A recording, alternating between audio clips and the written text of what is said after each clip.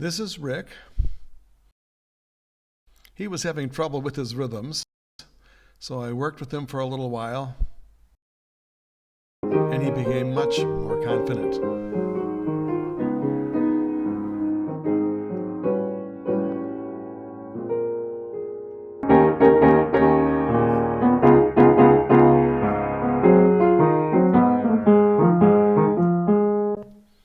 Yeah. And Trish is another student of mine who started lessons just a little over a year ago, and now she's playing all kinds of jazz standards, and she's composing her own arrangements and improvisations. I think it's less than 2 years she started. Wow. So I shared some of these techniques that I'm gonna put into this master class, and I wanna share them with you guys.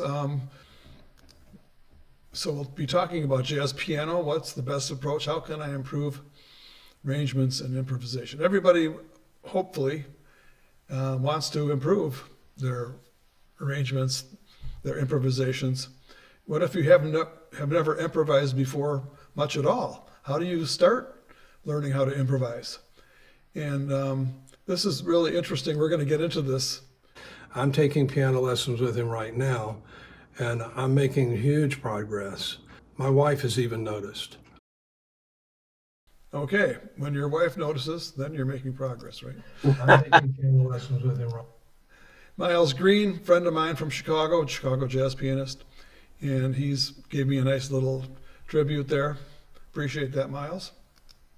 And my friend Lou Toronto from New Haven, he plays around the New York City area, and he gave me another nice tribute.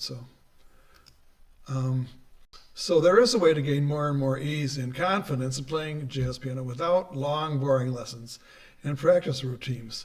Some of the institutions that are teaching music are using old school methods, and there are newer, better ways to do it.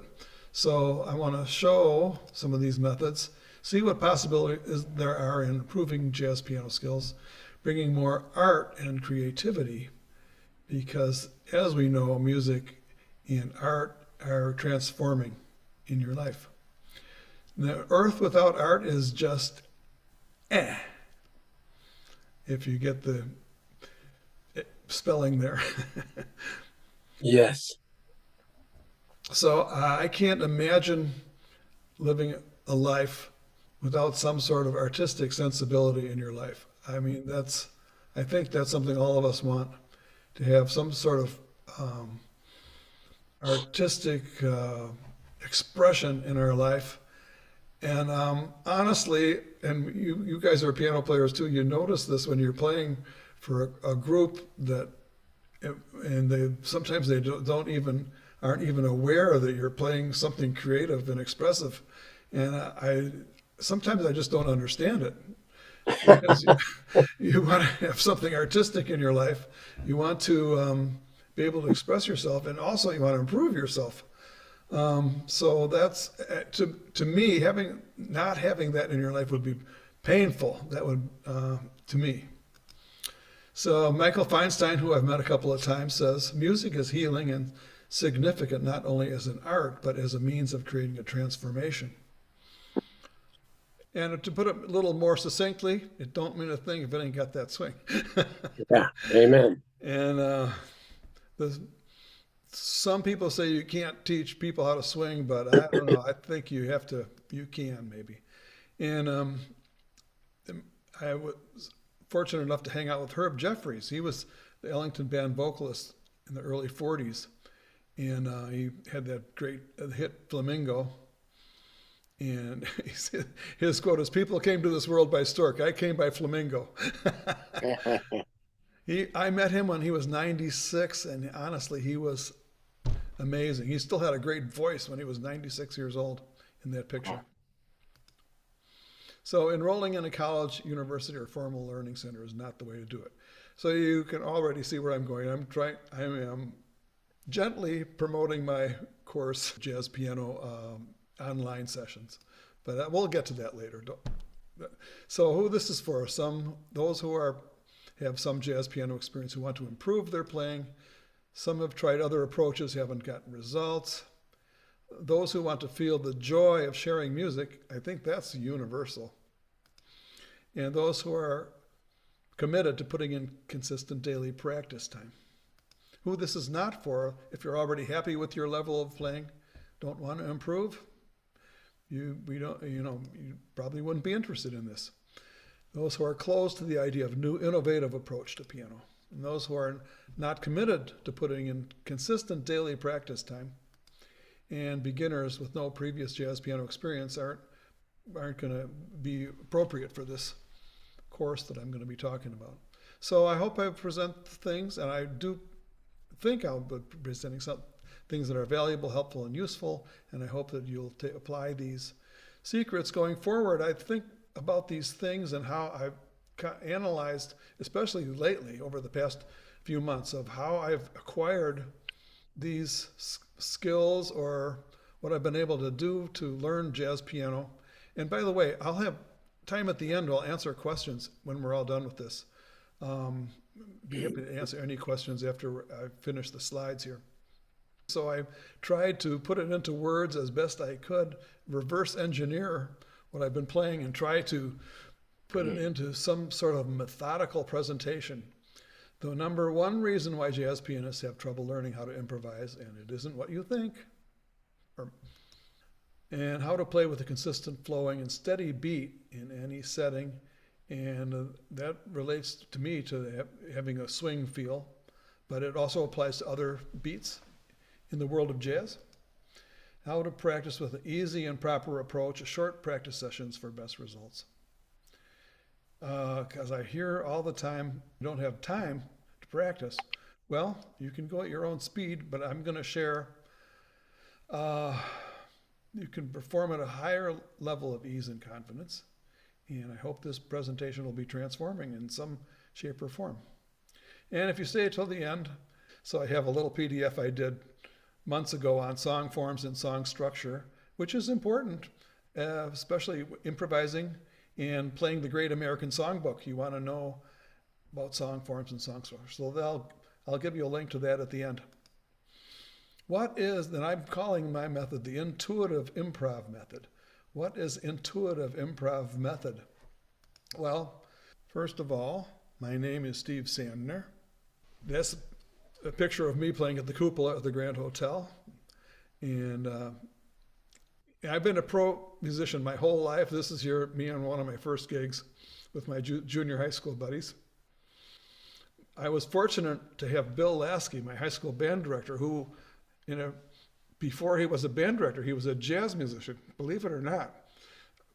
I would walk into the band room and he was playing Miles Davis. I said, "Who is that? That's really weird trumpet music." And it was Miles Davis playing Round Midnight, and with Paul Chambers and I think Wynton Kelly. And he, was always exposing us young people to jazz. And it's Crystal Lake, Illinois, is where I went to high school, and he wrote in my yearbook, "Stay in the business." So he had a prognostication, I guess, that I was going to stay in the business. So graduating from high school, I was awarded a scholarship to the esteemed Berklee School of Music in Boston. That was Wow. Awarded by Downbeat magazine. They awarded 10 full summer scholarships, and 2 of us were from the same high school, because we had Bill Lasky as our high school band director, who we were steeped in jazz at our high school. I didn't realize how fortunate I was.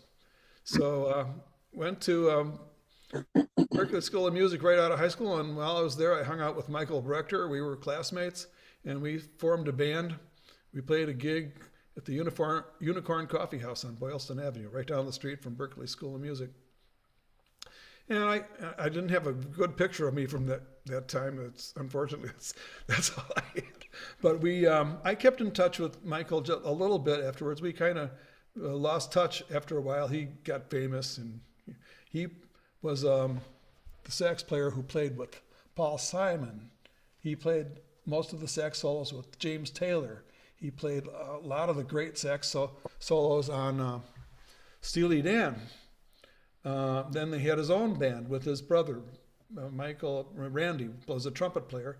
Well, I was playing trumpet with him at Berkeley, and he was telling me about his brother. Yeah, my brother plays trumpet, and my brother's playing with Horace Silver right now.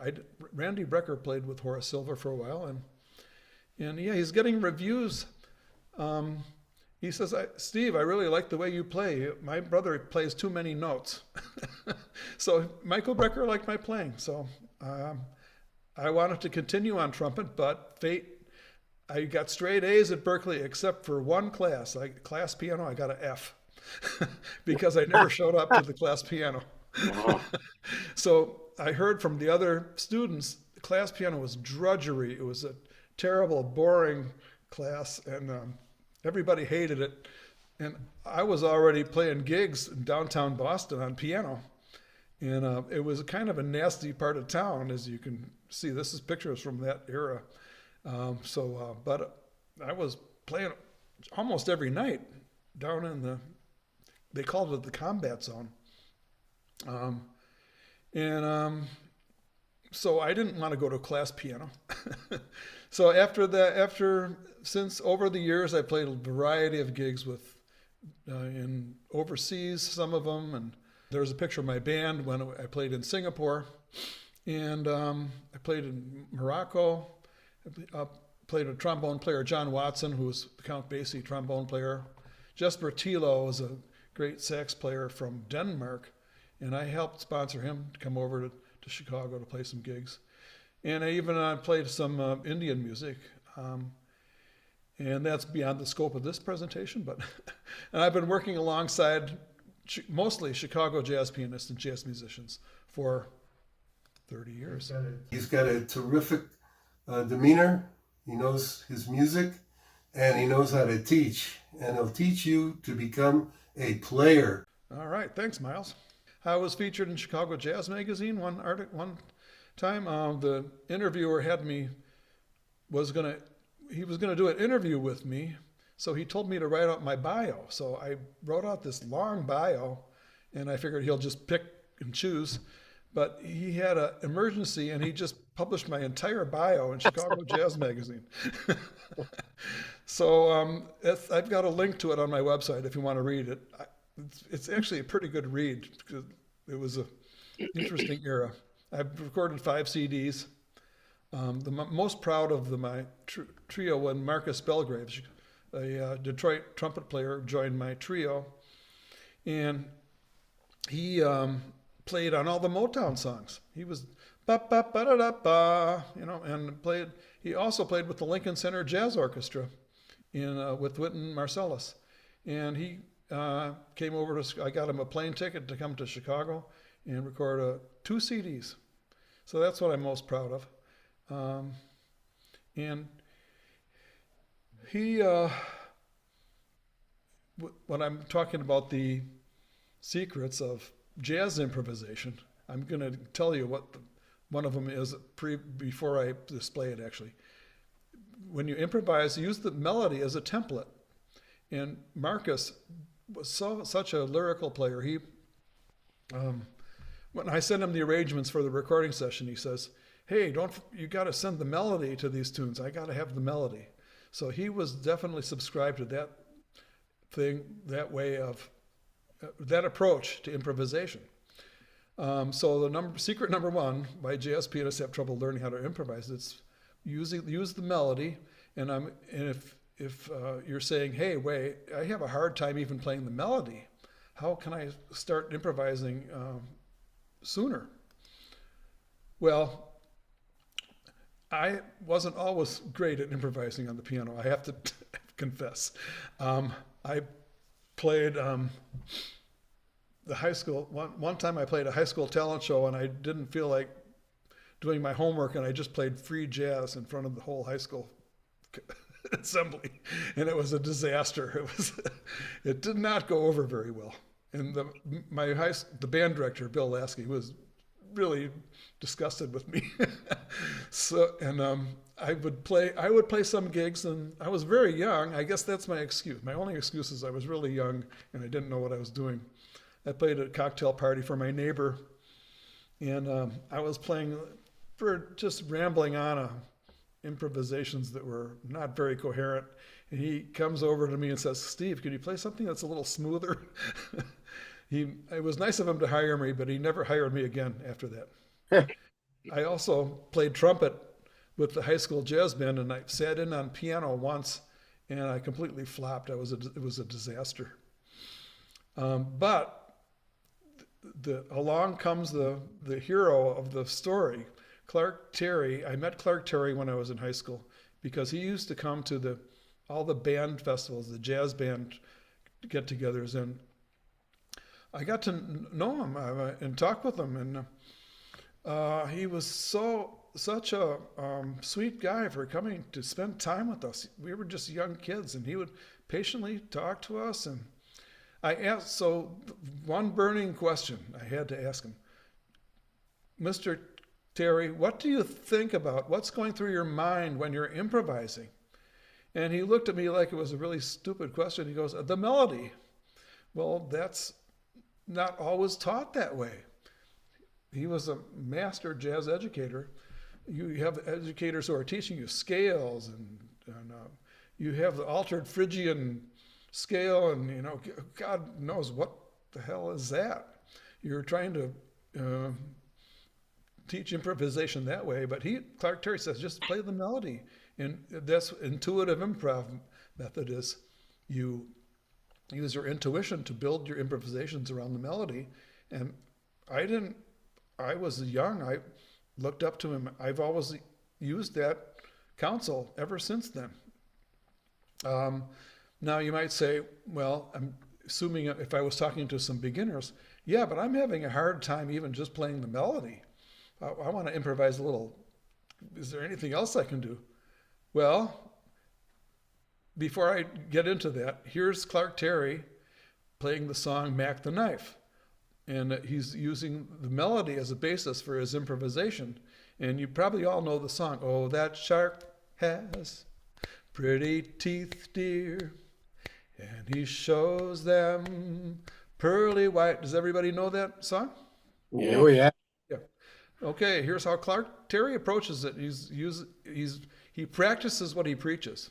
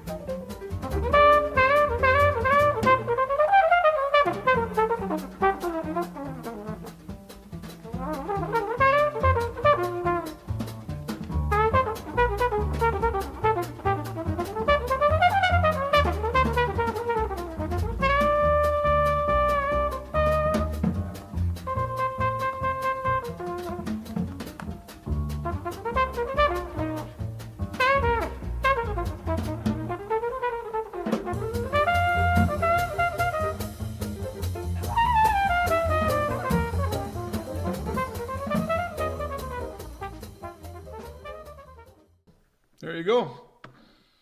Easy peasy, right? So did I actually put Clark Terry's advice to good use? Well, not so much. I was playing as a freshman at the University of Illinois after I came from Berkeley, and some of the best jazz players at the university, and there were some good ones, some who went on to be famous, like Howie Smith and Ken Ferrantino and Charlie Brown and anyway, so they asked me to play in this group, and I was the youngest. I was very, very young, so this was quite an honor to play with these guys. So the leader calls this old warhorse of a tune. Tell me if you know it. It's "I Want a Girl Just Like the Girl That Married Dear Old Dad." I go, what is he calling a tune like that for? So I'm listening to these guys play and improvise on this tune, and I'm playing piano. I knew the tune. Fortunately, I knew the song. And then it was my turn to solo, and I completely lost track of the melody.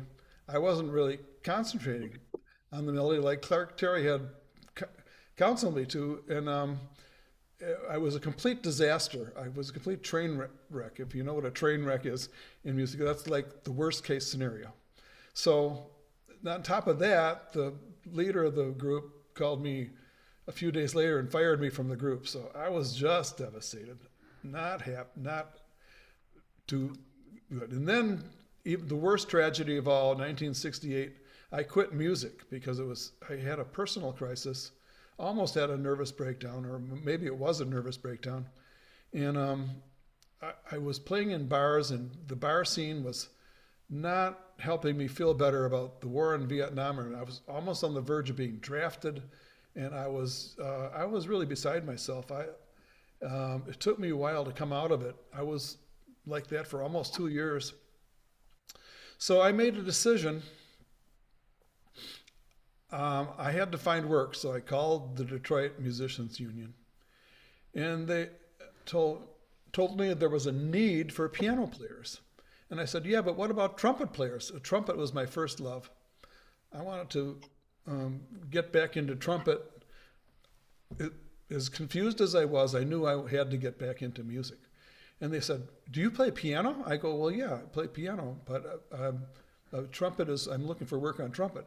Well, if you play piano, the union guy said, get down here right now. That I've got 2 people in my office who will hire you right now.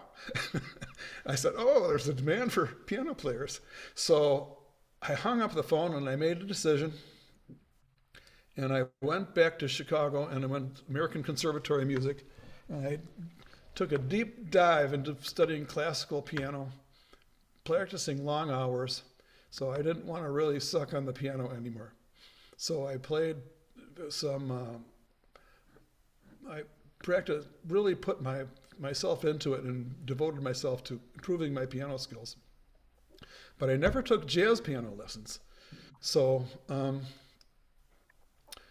Oscar Peterson, by the way, was a trumpet player at a very young age. And also, he studied very deeply classical music. His teacher was connected with the lineage to Franz Liszt. And so Oscar Peterson was a very accomplished classical pianist and he was pretty good at jazz too. So how does trumpet improvisation translate to piano improvisation? Well, Bud Powell, and you can't get any more iconic than Bud Powell. He was Bill Evans took a lot from him. Almost everybody did. But his style was called the trumpet style of jazz piano. Bud Powell was a trumpet player before he became a piano player. So there's some connection there between trumpet players and piano players. But we're going to go now to Clark Terry's approach to beginning improvisation. When Clark Terry came to Ravinia in Chicago, he was teaching a class for beginners, all that turned out to be professionals were on the stage going through the process. Beginning improvisation. I went there, I will look very closely. I wanted to see how he taught beginners how to improvise. And I watched him, and this is how he did it. I'll play you the video. He had everybody on the stage. He had the rhythm section going. He goes, okay, each of the horn players, each of the instruments take turns, improvise using one note. You're not allowed to play anything more than one note. Some of the guys would try to play 2 notes. He goes, no, you're only allowed to play 1 note. I want you to improvise. Well, you have to use your intuition. You don't have anything else to go on. So the intuitive improv approach is working here. So here's a 1 note improv. 1.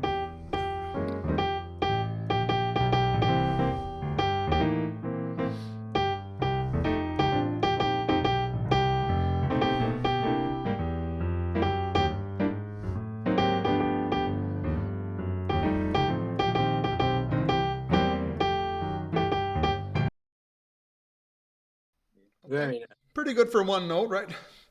Then he said, okay, now we're going to do two notes. Okay, here we go to two notes.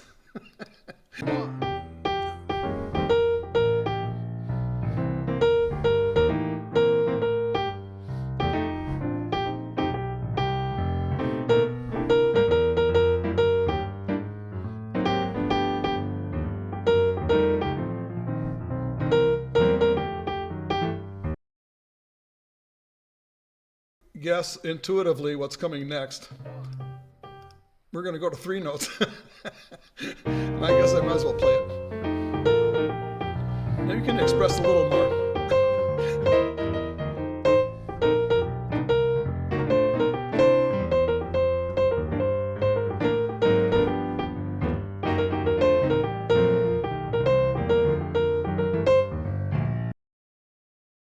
All right, well, what do you think of that? I think anybody could do that, right? Almost don't have to be have any music theory background. There's no complicated scales. I don't know why I fix on the altered Phrygian mode. I think Rick Beato mentioned that once on his YouTube channel. I was like, what's an altered Phrygian mode? Niall probably knows what that is. No endless exercises with arpeggios, scale patterns, chord patterns. That can come later, though. With the improv method, with this simple Clark Terry improv method, you can get started right away. So we're going to go back to using the melody now as the basis for your improvisation, and I did a little presentation on this. So if you're using the principle of following the melody for your improvisation, let's take a song like Thelonious Monk's Round Midnight. So the melody goes like this.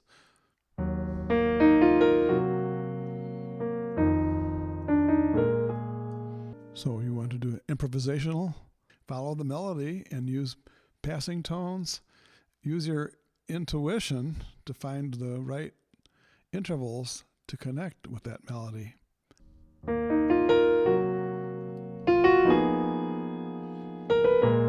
It's neighboring tone.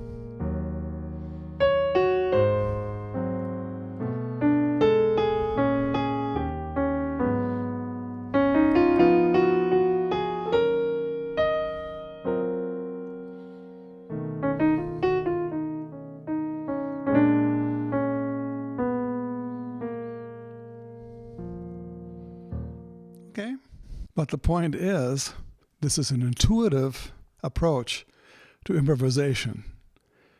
You use your intuition to find the notes that feel right according to whatever background you have in theory or ear training. And then as you learn more theory and get better at ear training, your improvisation grows out of this, out of your association with the melody through your intuition and also through your acquiring knowledge of scales and harmony. That'll just happen naturally through this intuitive process. Okay, does that make sense? Yeah. I don't know.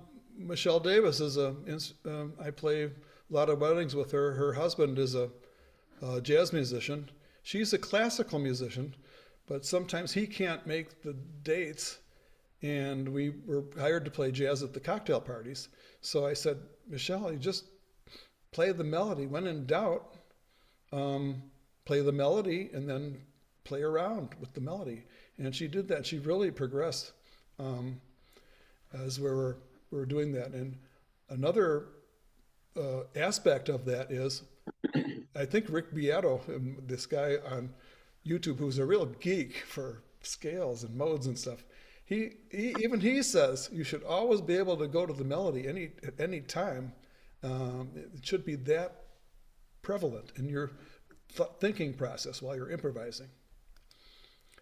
When I was at Berkeley, I was in a jazz ensemble, and there was one guy in the ensemble who was really good, kind of a cocky alto player, but he's really good player, very good technically. And we were playing, I think we were playing Melancholy Baby.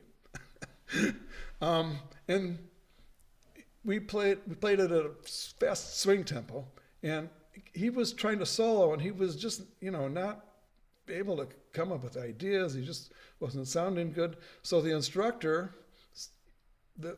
reminded me of Clark Terry's concept. He told this guy, says, just think of the melody and play and improvise. It was like night and day. This guy, I can't remember his name. He was a little older, so he was in his 20s. I was just a teenager, and he nailed it. He just nailed a fantastic solo by using this concept. Seems so simple, but it works. And my friend Greg Fishman, who's a jazz educator, he's written multiple books on jazz improvisation. He's transcribed almost all of Stan Getz's recorded improvisations. And he subscribes. I just talked with him yesterday, and I asked him, I said, do you use this principle? He goes, yeah. I said, use melody as a basis for your improvisation. But unfortunately, this is not being taught by most who are teaching jazz. Theory can get in the way. So, and Marcus Belgrave uses the same principle in his lyrical playing. So learn the melody, and of course you know the chords if you're a piano player. If you're a horn player, well, this is for piano players, so piano players have to know the chords. Use the passing notes, going from one chord note to the other, and experiment. See what sounds good. See what it's fun. Have fun. Use the neighbor notes. Go to the next note up or down, and play with that. This is the fun of improvisation. Try going to an interval 3 or 4 notes away, maybe another chord tone, or maybe not. Then play the notes, a couple of notes going back to the melody note that you know. You should know the melody note. And try passing notes, neighbor tones, using chromatics. Experiment around with that. Just then you can go back to Clark Terry's method of playing 1, 2, or 3 notes, and you'll naturally create your own riffs and your own. What did you? Couldn't hear what you said. Oh, sorry, lick, L-I-C-K. Oh, you're a lick. That's what I was trying to think of, the exact word. So the next secret, how to play with a consistent flowing and steady beat. I guess that dog with the bass drum is doing it, but listen to some of the great jazz players and appreciate the beat. And if you learn to fall in love with the swing groove, because I don't know, I hope we don't lose it. I guess it's maybe hidden in today's music, or maybe not. I don't know where it is, but appreciate the beat. And here we go. Can't say it enough. It's worth repeating. Don't need a thing if it ain't got that swing. Metronome, the dreaded metronome.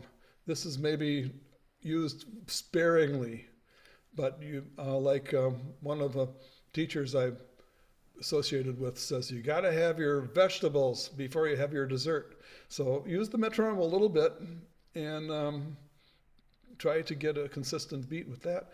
There's an app called iReal Pro, and I'm just experimenting with this now.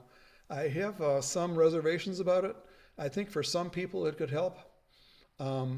What iReal Pro does, I'm going to give an example of that actually coming up here. Here, I'll show you. Using the song Corcovado, Quiet Nights. And you can play piano, bass, and drums, and you can take any of the instruments out that you want. So if you want to practice piano, you can take the piano out and just play with the bass and drums. If you want to practice your trumpet, you can have the piano, bass, and drums playing while you're practicing. And I know some of the pros use this in LA, New York, wherever, for their practice sessions. So here's an example.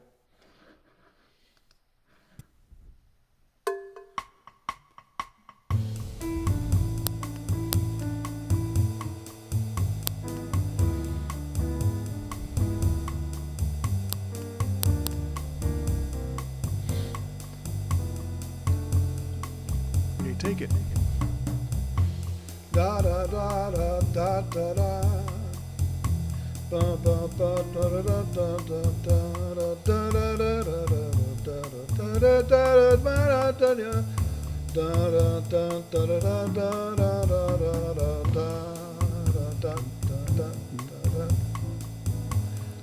da ba ba ba ba ba ba da da. Anyway, that gives you an example of what you can do.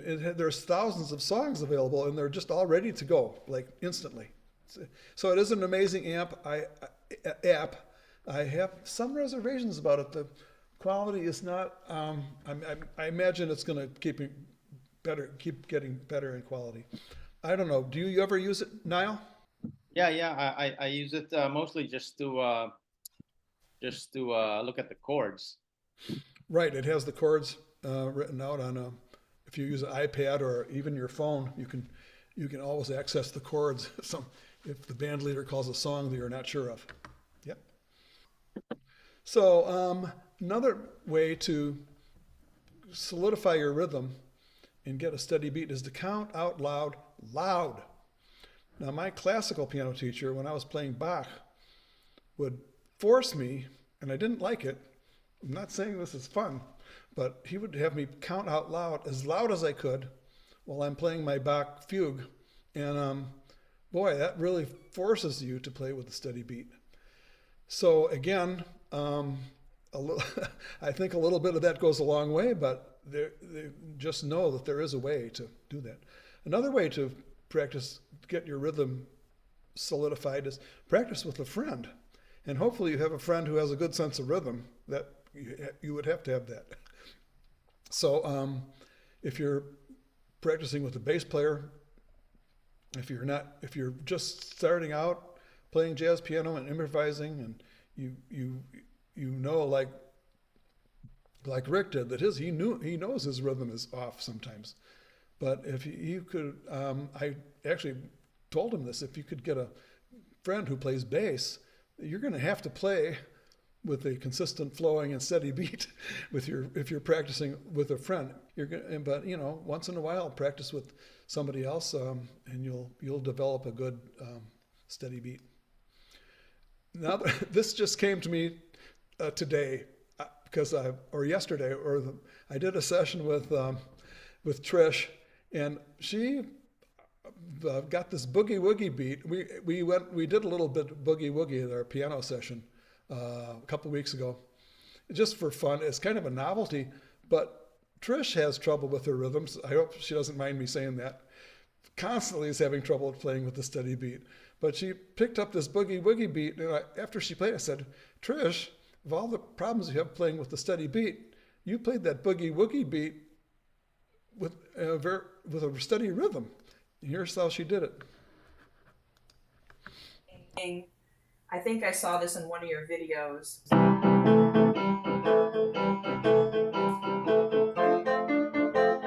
All right. Wow. So there you go. If you want to learn how to play with a steady beat, learn some boogie woogie. We're gonna look into that. I think I saw this. Secret number 3. How to practice with an easy and proper approach, short practice sessions for best results.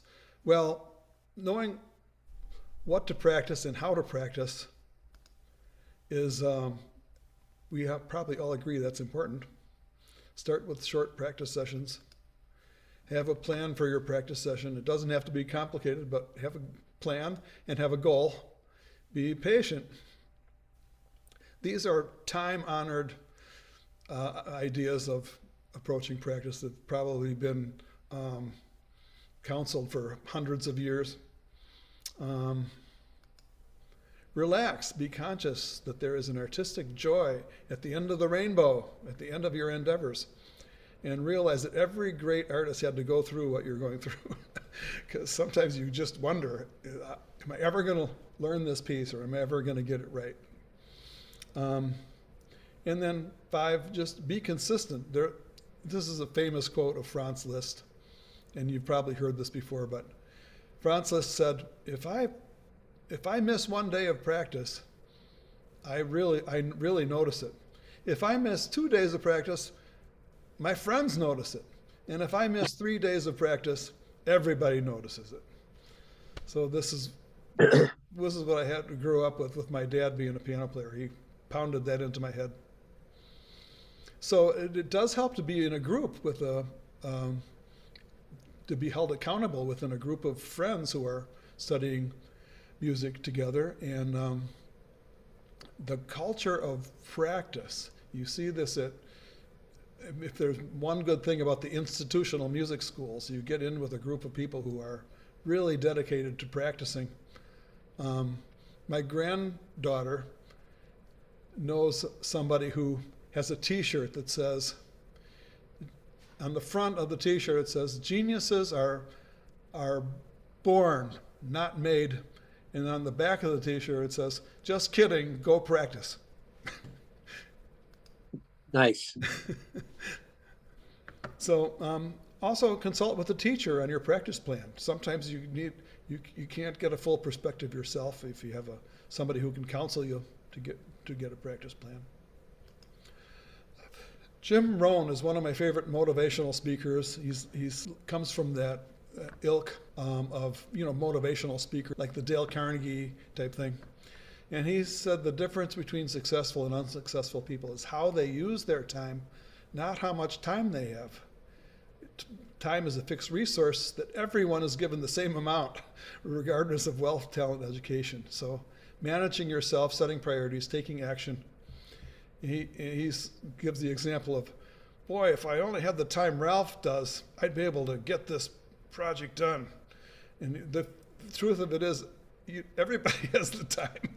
Everybody has the same amount of time. You can't always use it as an excuse. Some have said this can't be learned. If you don't have it, no one can teach you. And examining my own life, there's a lot of people more talented than me. I think the element that I really glad that I had was curiosity. I was always curious. How does this work? How can you play this scale? How can you play this note? I mean, curious to dig into it and analyze it and figure it out. And if you don't have curiosity, you're not going to learn as much. And I think just having that attribute of curiosity is not really talent to me. Anyway, that's just my opinion. So this is a different approach. The old academic classroom approach to teaching music and piano involves endless harmonic structures, boring music theory. Other piano methods heap on assignments of too many pointless exercises. And a strictly intellectual approach to jazz and improv can lead to a result that lacks feeling and expression. So far, we've only scratched the surface, so I can't tell you everything I know in one session, but are you enjoying it so far? Yes. Okay, that's good. We're having fun. Valuable information you can act on, I hope. Yes, to that too. Okay. You feel you're more comfortable on how to improve your piano playing improv now than before we started? Yes. Okay, great. Yes. Have you come up with some ideas already? You excited about implementing some of this? I hope so. Yeah. Yes. For me, I'm Mark here speaking. Hi, Mark. Hi, Steve. And I just love Follow the Melody, number one. And so often, it's like, what scale? How do I modulate? What do? I change to another scale here? And then you get into the fingering and all of that. But so the one note improv, 2-note, 3-note, and then, following the melody. And then, so the only thought I have there too is,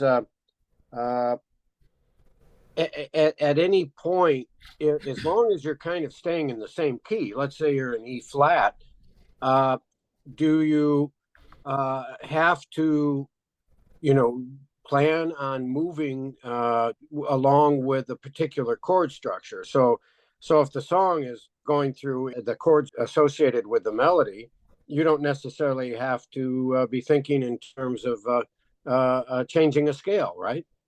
In my opinion, no. I mean, you're using your intuition, and I found this out because I recently resurrected my trumpet playing, and I was playing with the Grand Hotel Orchestra almost every night for the month of July, and I realized that I wasn't even thinking about chords, scales. I think about the melody. I must have really taken Clark Terry's counsel to harp because I said, I don't even think about what chord it is or what scale it is. I don't know. Melody is the king. Nice. In my opinion. Thank you. I'm excited about getting this stuff out there. I dug deep into my mind to get some of these things out that I've been using for years. And it's changed my life, so I'm hoping that I feel confident that this will change your life if you want to share the joy of music with others. How can you have a more noble goal than that? It's a worthy ideal to pursue. Okay, we're just scratching the surface here, so if you want to dig deeper into this and you want to have somebody stand by your side and a guide, I have this an option for you, and I'm going to tell you what it is. It's a great present. It's called The Art of the Piano. It's a mastermind group. We've already started, actually. Formally, it starts in January, but we've gotten together, and there's a group of pianists who want to improve themselves, and we just scratched the surface. So if you want to talk to me more about it, I got I'll reserve 45 minutes, and we can go over what what it is about is helping people who already know some jazz piano, developing an understanding of how music works. This is part of the course, and reviewing basic piano technique so that you can improve. This will develop control and expression. And it's a friendly, relaxed, positive group of people. It really is a great group of personalities that I've got so far, 4 people. And when you're with a group that reinforce each other, it inspires your creativity, and it keeps you accountable, and helps you progress faster. So Rick Lineback is, he's been taking lessons from me. He said, I think I played that video before. Even his wife has noticed. So new element for the art of the piano, and this has become more into focus lately, is we're developing our vocal skills. So adding vocals would take up a whole nother webinar, but singing just in itself is transformational. And because I'm a piano player singer, here's Niall talking about it. Hey everyone, this is Niall Juliarso here, coming from Jakarta, Indonesia. I had the pleasure of meeting Steve Sadner, Michigan, Mackinac Island. After hearing him play and sing, I was inspired to try singing again while playing. I think it's very helpful. It's more fun, and just enjoy it.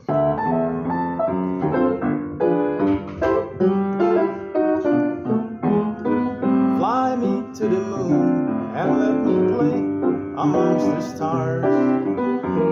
Let me see what spring is like on Jupiter and Mars. Thanks, Niall. That's great.